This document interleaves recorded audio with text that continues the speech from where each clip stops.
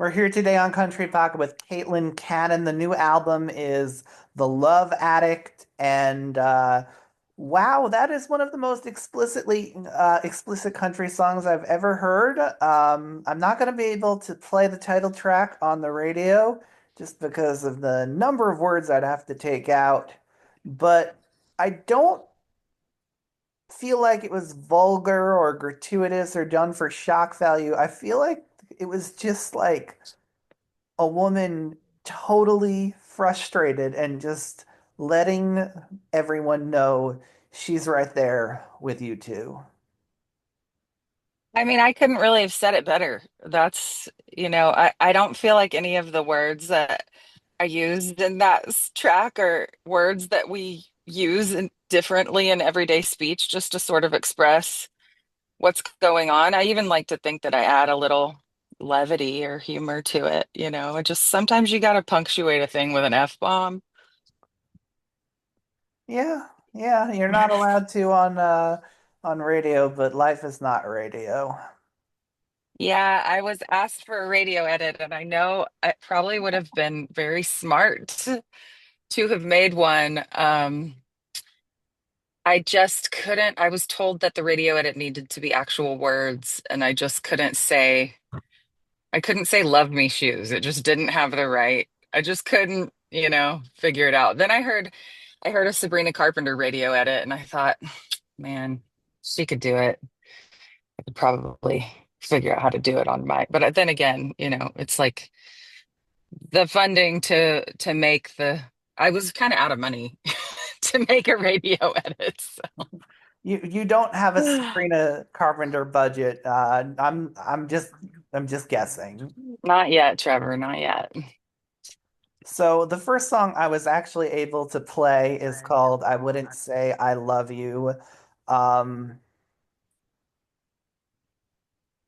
there is so much honesty on this album and so much honesty in that song, but is it harder to put honesty to more positive emotions for you? Oh, I love this question.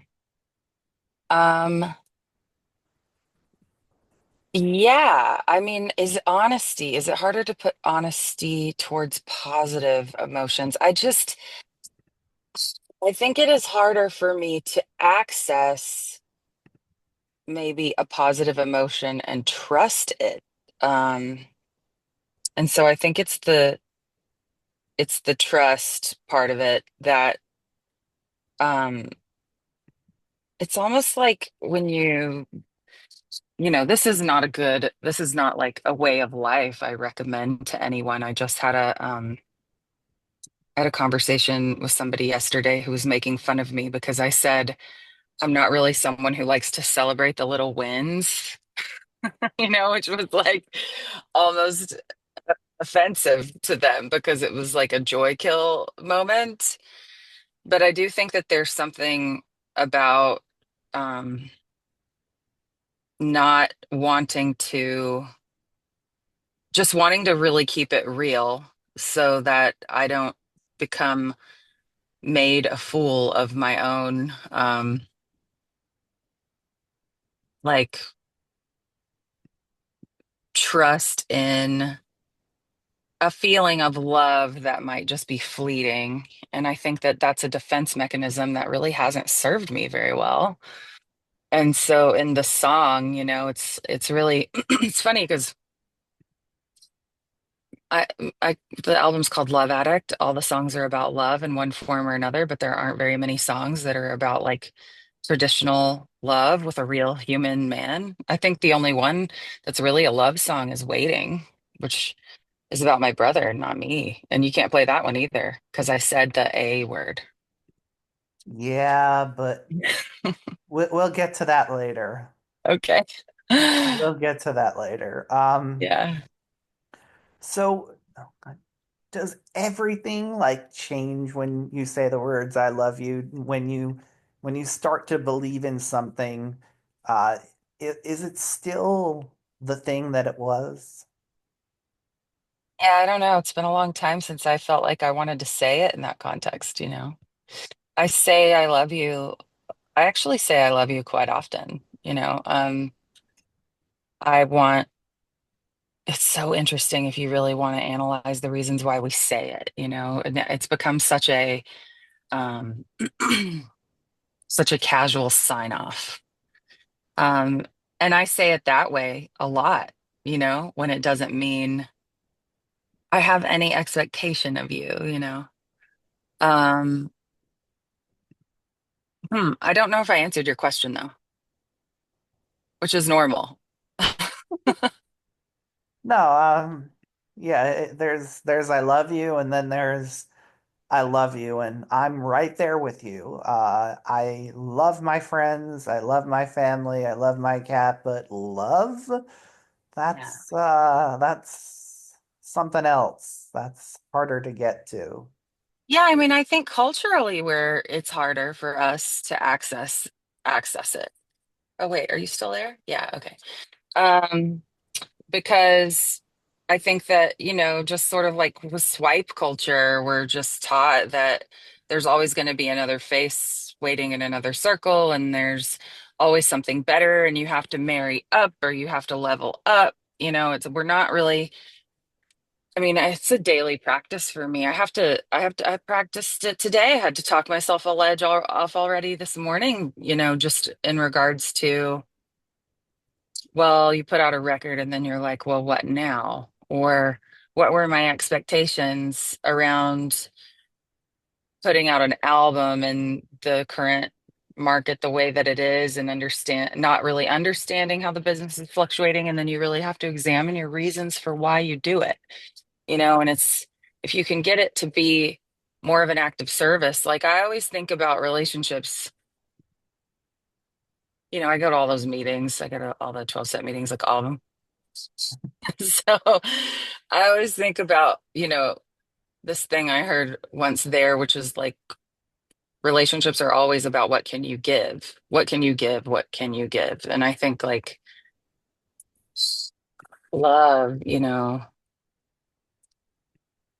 it's got multiple definitions. Like one is that maybe that sense of euphoria that doesn't really last very long, but the thing that's so essential, that everyone tells you have to have in the beginning of a relationship, or you should be feeling this way, and then, but that fades every time. And then there's how long are you willing to do the dance of projecting your childhood trauma onto each other and, and healing each other and how long are you willing to stay in that, which is essentially real love, So sometimes I think like, I just don't know if I have that to give, kind of like putting out a record. I say this, I've said this in almost every interview. You just have to have your head stuck very far up your own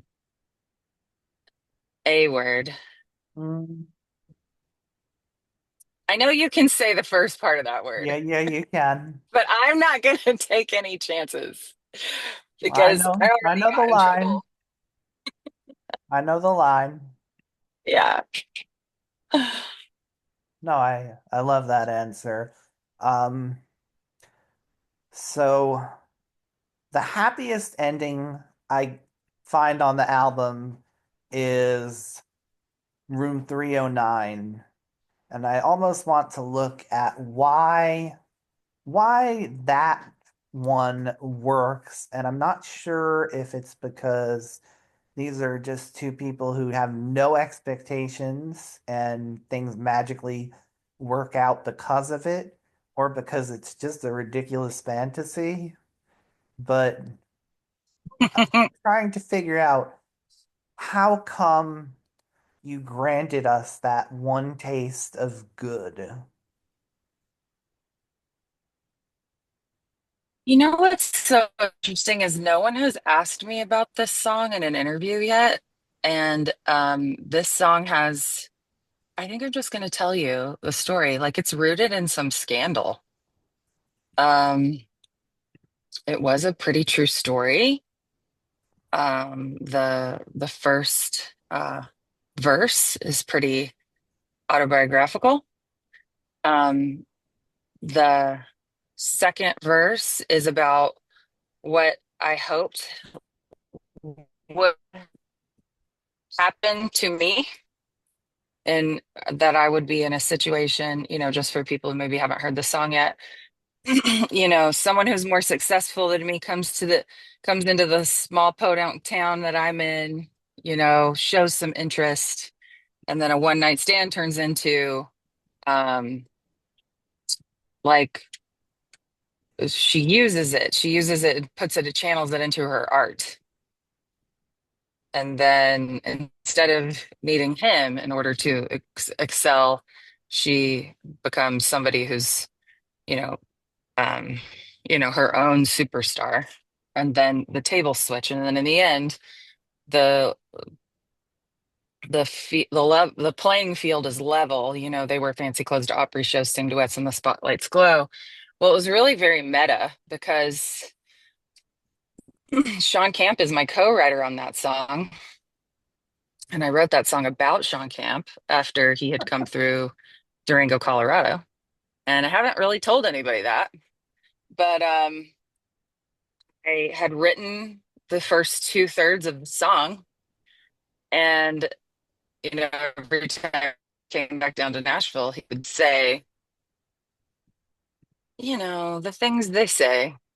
Um, I'd love to produce you. I'd love to write. Now, maybe that is true. Maybe there's something in, his heart of hearts that wants to do that. But my message to every single girl who comes to Nashville, chasing a carrot that's dangling in front of them, it's like, bless that carrot for getting you here, but no one's coming to save you. You're going to have to work three times as hard as everybody else, just like Reba did. And none of those guys are going to help you. They're not. They're really not. And so I kind of knew that. I knew that like as it was unfolding, but I was just gonna play the game, the way that, just test it, I guess. And I did end up in a situation where Sean Camp and I were in a right, and it was a legitimate right. We had put a right on the calendar. This is 8 years later. And I said, I have this song that I wrote about that night 8 years ago. And he said, that's pretty good. Why don't we finish it? So then it all sort of came full circle. And then I had Sean Camp write that third verse with me. And it's interesting because it is not, it does not at all reflect reality. It doesn't at all reflect what really happened. Like we don't uh wear fancy clothes to opera shows and tuck our kids in at night at all. And I think that there is like a pretty interesting conversation about why, you know, I mean, is it the music industry? It's the country music industry. Like they only want you to tell certain stories. And I always thought that it would be really good if country music would have a song about a one night stand on the radio. I just feel like there aren't you know, that many songs about one night stands on the radio, but I thought maybe writing this one with Sean Camp and giving it a happy ending would help its chances, you know? So it's actually like, oh man, I mean, I'm not sad about it. Like he uh definitely, I was not the only person he was seeing at the time, and it was not on the up and up. And songs that I write, or is it a self-fulfilling prophecy that like that it's always going to be unrequited love? But in that situation, that particular situation with that song, which you're right, is the only love, it's the only fairy tale ending on the record. And it is like such an interesting real life fabrication because of my co-writer being like the sort of subject of that song and it being so meta, if that makes sense. I don't know. It's kind of hard to unpack. I guess I'm unpacking it right now, right here on your show. It's amazing. I don't think I've ever heard quite a story like that behind a song. That is that is fantastic. Where Yeah, did I mean, I your think people. Oh, I'm sorry. you There's go, a you little le go. a little delay. I was just gonna say, like, I think it's, why haven't I told that story already? Why does nobody want to touch it? Like, it's not comfortable, but he didn't want to participate in the song, in terms of, wanting to record it or play it or anything like that. And I almost feel like, this is just the truth and this is just the song. I mean, it can really just be a song, but it's interesting how it is, I didn't have any business being in that hotel room in the first place. I really, I really didn't. I mean, I love the song I got out of it, but like trying to, if anything, it was just a lesson to me that thing that like you will never really truly be able to barter in that currency in this business. Like like you have to channel everything that you can into your art, and then at least you have that because there's no guarantee that, you know, like I just don't think you're ever going to barter in that currency and have your life change in a way that you feel good about it. But if you take risks and take all your chances and then you put it into your art, you always, at least you got a song out of it. And I actually happen to love the verse we wrote. I think it's better than I would have done on my own.